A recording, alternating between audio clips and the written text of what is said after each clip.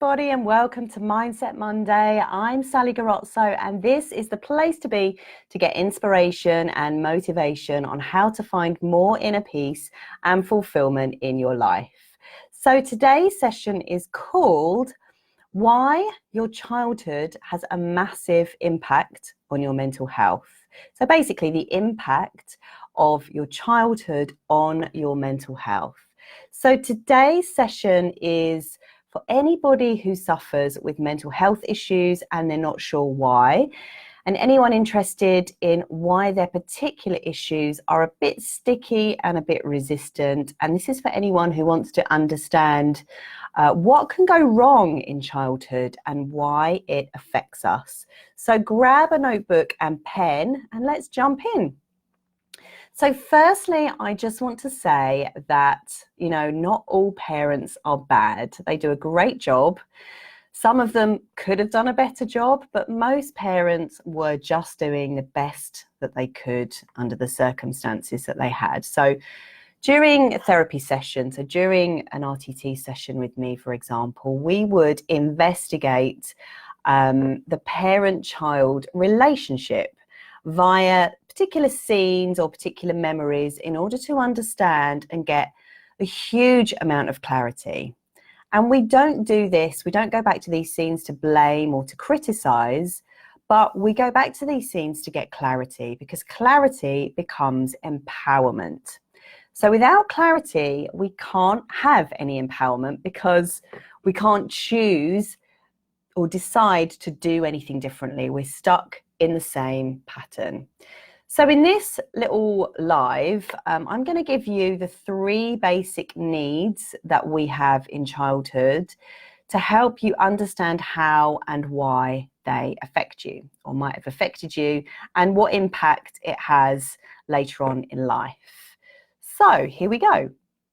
So when we are small, we are so dependent on the adults around us and our caregivers to basically provide us with the nourishment and the tools required for life when we get a bit older. So when we're children, what we experience actually sets our expectations for our adult lives. It sets our beliefs as to what is familiar. It sets our beliefs as to what is expected, as to what is available. It sets our beliefs about the way that we feel about ourselves. And stuff like that. So basically, when we are a child, we are an extension of our parents. We're like connected through this kind of invisible umbilical cord. And in our former years, we literally take everything from them until we start to think for ourselves in our teenage years. And then that is when rebellion normally sets in. So as you know, I like a little bit of neuroscience, and I want to read you an excerpt from a book by David R. Hamilton, and the book is called I Heart Me. So he writes, the brain gets used to things just as we do.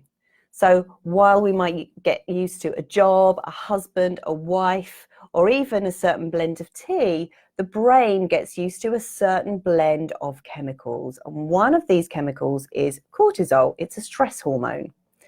This mostly occurs during the first 6 or 7 years of life. And it's the result of our most consistent emotional environment. And by the age of about 7, the brain has a pretty good idea of what normal is. And so it then sets that level of cortisol as well as the overall chemical blend. We then take our setting and our blend with us into adulthood. And as we move through our adult years, it flavors how we tend to feel about ourselves and how we interpret the world around us and the behavior of other people and how we respond to stressors. So it's actually why most adults behave like children. So that was taken from David R. Hamilton's book, I Heart Me, page 20. So I want to talk for a minute about why most adults behave like children, because unless you consciously choose to change your brain chemistry and rewire your brain, you will by default be walking around with a brain chemistry and neural pathways set during those formative years. And I think that is pretty crazy. So, and I can absolutely vouch for this. So I started my rewiring process in around 2017 when I started my RTT training. And from then until now, I've gone through, I would say, a massive transition. Those people that knew me before say I am a completely different person. Obviously, don't get me wrong, I'm not perfect. I still have a way to go and I still get triggered.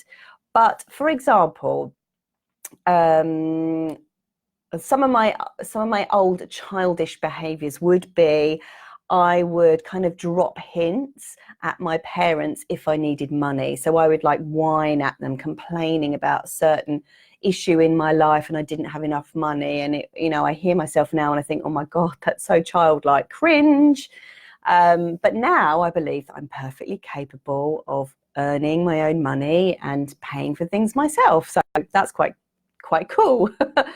So I used to be a massive attention seeker. You know, getting on stage and singing wasn't enough.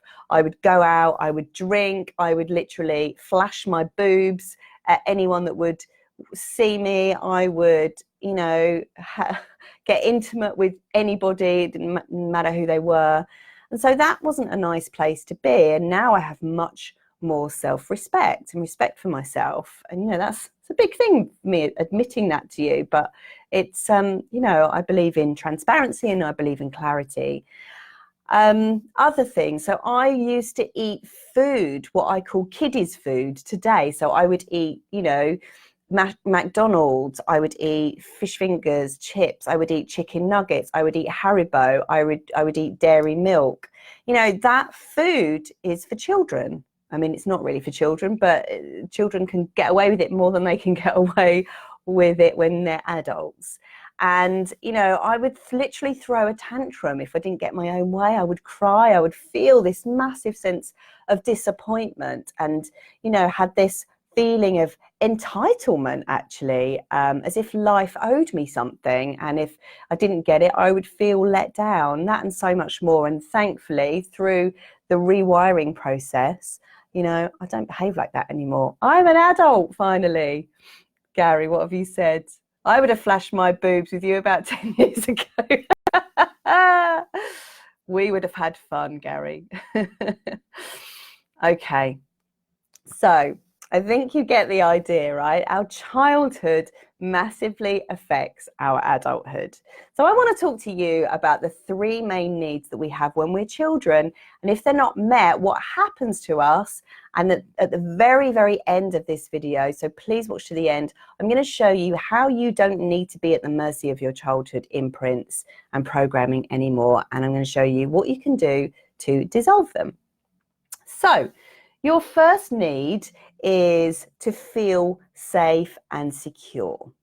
So if a child or you or whoever was abused or neglected, they will become traumatized. And this causes massive problems in adulthood. Now, it's important to remember that trauma doesn't always look like child abuse. So trauma can come in many different forms. And in fact, you know, to somebody on the outside could seem quite banal. So for example, my teacher, Marissa Peer, she recounted a story, and I'm going to recount it to you now, where one of her clients had a massive phobia of buttons. And it's like, you know, where does that come from, a phobia of buttons? But in the regression, she went back to a scene where a button was rubbing on her skin. And because she was a baby, she couldn't speak up. So effectively, she was helpless. And this button rubbed and rubbed and rubbed. It was on a pressure point. It was making her skin irritated. And, you know, there was born this phobia. So that's one example of how childhood trauma doesn't necessarily have to mean abuse. But in the cases where there is abuse or neglect in adulthood, someone can end up becoming very hypervigilant and very untrusting of others and the world around them. They can feel very, very unsafe in the world. And then their nervous systems can become dysregulated. So they are sort of always in fight or flight mode. And then that pattern is set, and then you end up with chronic anxiety, which will most likely then end up creeping into the cells of the body, compounding stress upon stress upon stress, ending up with some kind of autoimmune disease. So children from these kinds of families constantly feel unsafe. They're constantly hypervigilant. They're constantly looking to discharge anger, which means they always get into fights. They're always violent. And sadly, these children often end up committing crimes or doing anything that they need to do in order to survive or discharge this anger. They end up getting punished by society. And then really, they need proper understanding and rehabilitation. The last thing that they need is punishment, because they're punishing themselves enough as it is. They need somebody to sit, listen to them, hear them, and help them to discharge this pent-up shame in a healthier way. So, deep down inside, they'll be riddled with guilt, shame, and, feelings of vulnerability. And this continues, these feelings of shame continues to drive self-loathing. And then these feelings become so difficult to cope with that they then become disengaged. And that's when you get the numbing out. So you could say there's a disconnect between the head and the heart. There's a cutoff, and there's a cutoff for a very, very good reason. And it's because the body is trying to protect itself.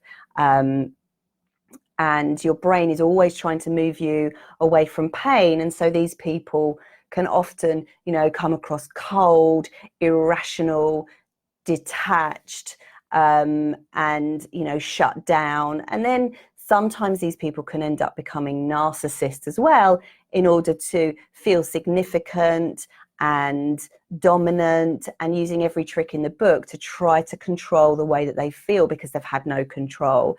So usually people who've experienced this level of trauma end up turning to drink, drugs, shopping, hoarding, sex, gambling, you name it, whatever it is. And it's giving them something. The addiction is giving them something. It's helping them to numb out, or it's an aid to help them feel like, enough, like they are enough on the inside, even if it's just temporary. So this is why treating an addiction as solely an addiction, like, we do with methadone, for example, is actually quite fruitless, because the addiction is a symptom of something much, much deeper. So in order to treat this kind of person, you have to help them to start feeling safe in the world, by teaching them, that discomfort doesn't necessarily mean unsafe, because a lot of them feel so unsafe that any kind of moving away from their current patterns and behaviors feels so uncomfortable, they would rather not do it. But, as a therapist, you have to start supporting your client to make them feel safe, so that they can start to learn to feel uncomfortable and not dysregulate. And they can start to face this feeling of the stored self-loathing, the stored anger, the stored hurt underneath the pain that they're feeling. Because, as I'm sure you're all aware, in order to heal something, you've got to be able to feel it. But you can only feel it unless you feel safe enough to feel it. That's why if you're jacked up on stress and anxiety, trying to change a habit or behavior is really quite difficult. You kind of have to reduce the stress first, and then you can start tackling an addiction later on. So it can be quite a tricky process, because, of the resistance that is there, and for good reason, because that resistance has protected. So it can be a very, very careful unpicking process. And for somebody who has had childhood trauma, who is disengaged, who is numb, I would say somatic therapy works best in the first instance because it bypasses the mind, gets straight into the nervous system, straight into the body. Once you've then been able to connect head and heart a little bit, then a therapy like a talking therapy or hypnotherapy or RTT some weeks later to help reinstall a new positive language pattern can really help. Okay, so our second need is to feel significant and important, like we matter. And our parents are supposed to do this by validating our feelings. So our parents really need to help us to recognize that our emotions are so natural and normal. Every array of emotions, including sexual feelings, feelings of rage, feelings of anger, feelings of hurt, feelings of shame, feelings of sadness, embarrassment, humiliation, disappointment, all feelings, the whole lot, the whole shebang. But the problem is this one sometimes goes wrong because our parents are not emotionally intelligent themselves. They're stuffing down shame, they're stuffing down anger in order to try to be a good parent. So, you know, it's a bit of a double bind really, but it's very, very important to, as a child, to get your feelings validated. And to not be made to feel wrong for having certain feelings. So a parent might have told you in the past to stop crying, you know, because it made them feel uncomfortable or them feel in pain to see you crying. A parent might have tried to shut your feelings down by giving you ice cream or sugary tea or biscuits or a cake. Or they might rush to buy you something in order to cheer you up. Or they might, you know, worse still, shame you into believing that your desires are wrong. Or they might tease you for something that you said. Maybe you said something funny that you didn't mean to say. Maybe they teased you. Maybe they didn't stop teasing you. And maybe all of this caused you to feel wrong in some way. So on the same token, our parents are supposed to, you know, they're supposed to engage with us. They're supposed to converse with us. They're supposed to validate us, praise us, encourage us. And if they don't, if they sort of ignore us, or if they criticize us or turn away from us or poo-poo our interests, we can end up feeling like we're a bit of a failure. We can end up feeling like we're not doing enough to please our parents. We are a bit of a disappointment. And children always end up blaming themselves. They never stop loving their parents, but they do stop loving themselves. And I think that is so sad. And when I read about this concept, it really sank in. You know, if you criticize a child, they will never stop loving you. They will just stop loving themselves. And the reason being, when you're a child, you have to idolize your parents because they are your lifeblood. And if you never stop, and you never stop loving them if you're criticized by them or teased by them, you know, because we're programmed not to, because they are our survival. Yeah, so it's quite a sad one. Okay, I hope I haven't waffled too much. We have a third one. We have a third need, and that third need is to feel the same as everyone else so that we can avoid rejection and find connection. And all of this is taken from my teacher, Marissa Peer. So, you know, if you want a deeper dive into it, go check her out.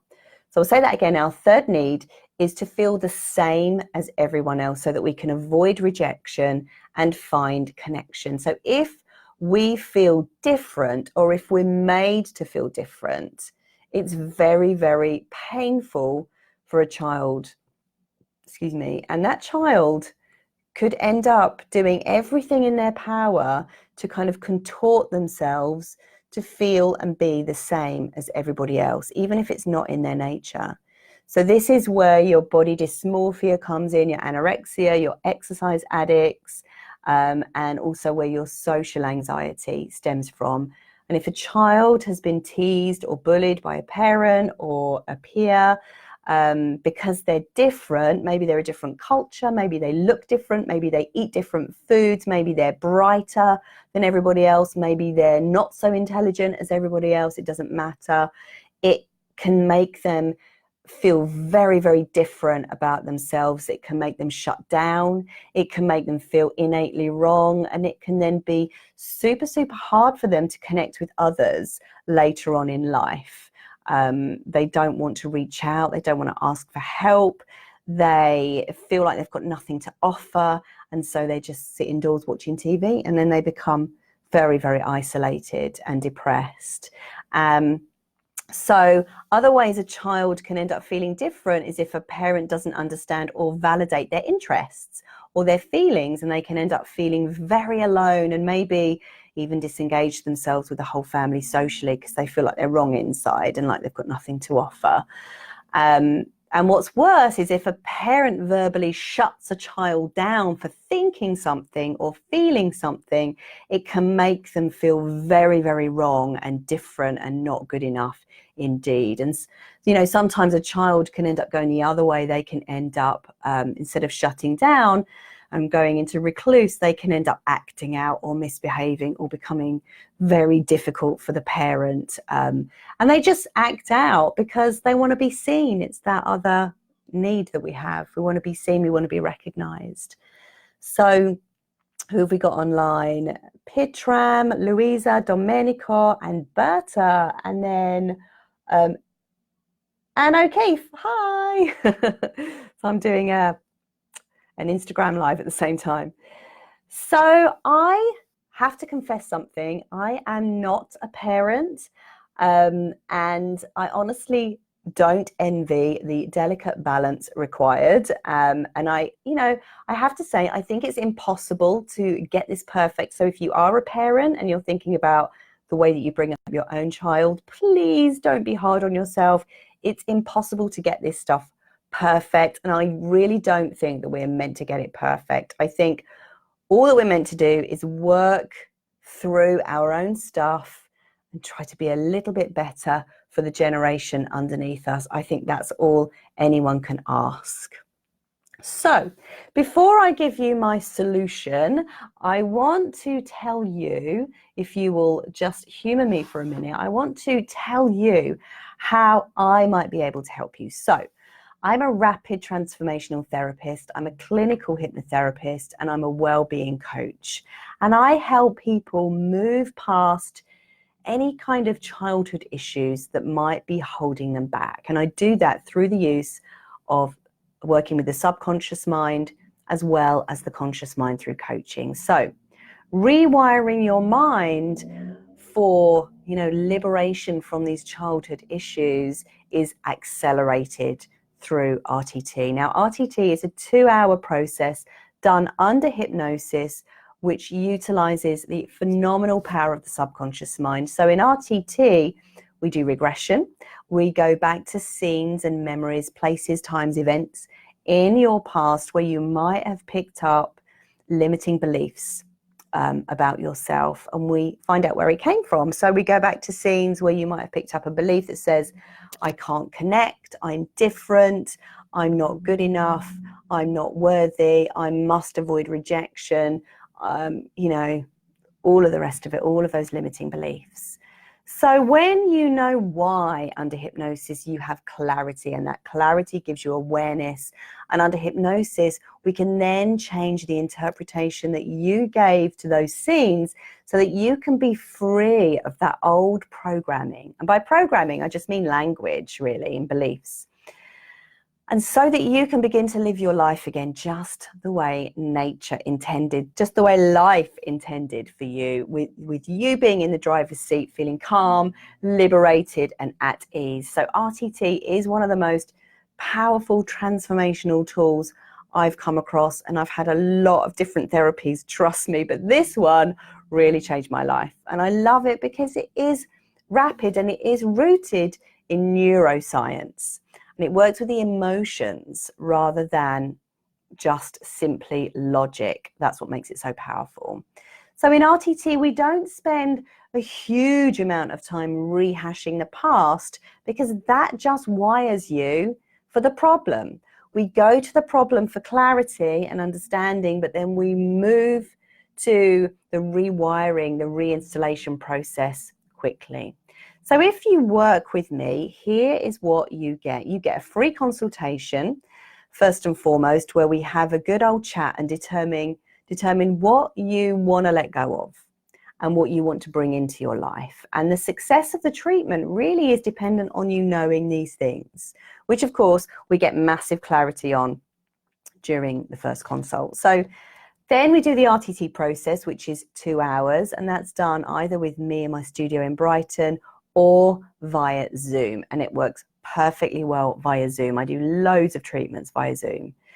So at the end of your RTT session, I create a 20-minute personalized recording for you, which you have to listen to for 30 days. And this begins the rewiring process. And I set this recording to beautiful binaural music. So this is a vital part of the rewiring process. And it means that you don't need to keep coming back for more weekly sessions. You also get support with me via WhatsApp for 30 days. And as such, I become your pocket therapist, the person that you reach out to in times of need, rather than the drug of your choice. Even if that drug is negativity, you reach out to me first. I can then help you through it. Then you get 2 30-minute coaching calls, which is absolutely essential for reflection, but also to work on your habit and behavior changes via the conscious mind. So I am very, very happy to have a free, no obligation phone call with anyone if they feel like they would like to investigate, changing their childhood trauma or drama, if it's not quite trauma, into something more meaningful and more positive, to give them leverage to go through their future life with much more passion and clarity and empowerment. Okay, so the bit you've all been waiting for is, what's the cure? What is the cure to all of these childhood issues? And the cure is one word. The cure is reparenting. So I love that word, because it's very, very important not to use childhood experiences to stay stuck, stay small, or stay suffering, because the more you do, the more you perpetuate suffering, the further down the rabbit hole you go. And it's much harder to get yourself out from the bottom of a well than it is to get yourself out if you're just a meter down. So it's really important to nip this in the bud, because the power is in your hands. So it's reparenting involves a little bit of discomfort, and discomfort is not the same as suffering. Suffering is where you are with all of your childhood programming. Discomfort is the journey between where you are and where you need to be in order to liberate yourself. So 3 things that you need to do to reparent yourself are: create discipline, create joy, and create self-care practices. So let's go to discipline. Discipline is the practice of really kind of getting past your mind, getting past that old negative programming, and the power is in your hands. It's about saying no to things that don't serve you, and it's about having the stick with ability so that you can build the foundations for healthy habits. Number 2 is joy.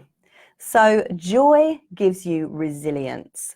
When you're hypervigilant all the time, when you have anxiety, you automatically look for the worst and not for the best. So cultivating joyful habits, joyful pursuits, actually calms your nervous system down and enables you to build massive resilience. So finding passion, finding connection with others, approaching life with childlike curiosity, doing something unplanned, maybe comedy improv, maybe dancing, maybe singing, all of those things that we do when we're kids that we stop doing when we're adults. Yeah, like dancing, singing, playing, making stuff up. And the one thing that's really changed my life has been comedy improv. That's given me lots of deep joy. So the third reparenting process is self-care, and I'm talking about healthy nutrition, prioritizing movement, prioritizing boundaries so that you don't have energy vampires sucking the life out of you. Prioritizing your sleep, making sure you go to bed at the same time every night, wake up at the same time every day, so that you create a fantastic circadian rhythm. And your hormones, a lot of your hormones are dependent on this circadian rhythm. Working on your own emotional management, that's self-care. So making sure you take time to rest, making sure you journal, making sure you express your feelings, making sure you get all of those needs met that you perhaps didn't get met in childhood. You work out ways of meeting those needs yourself. So you see yourself, you coach yourself, you validate yourself, you create environments which make you feel safe and secure yourself. You meet your own needs. You do that through meditation, through breath work, through taking time out in the middle of your day to go and scream if you need to scream, asking your boss for some time out if you need some time out. So this is all about taking responsibility for your self-care. Okay, everybody, I just want to say a massive thank you for watching, and thank you if you've been watching on Instagram as well. So that's all from me. I have one little announcement to make. I'm doing a talk on the 27th of October at the Float Spa called Change Your Thinking, Change Your Weight. This is for anyone that really struggles with their weight, people that eat emotionally, that don't understand why they can't stop eating emotionally, for people that want to create healthier habits of eating. So tickets are available via Eventbrite. Once again, it's called Change Your Thinking, Change Your Weight. All right, my lovelies, I will see you again next week for another installment of Mindset Monday. Take care of yourselves and do drop me a message if you need to. Bye.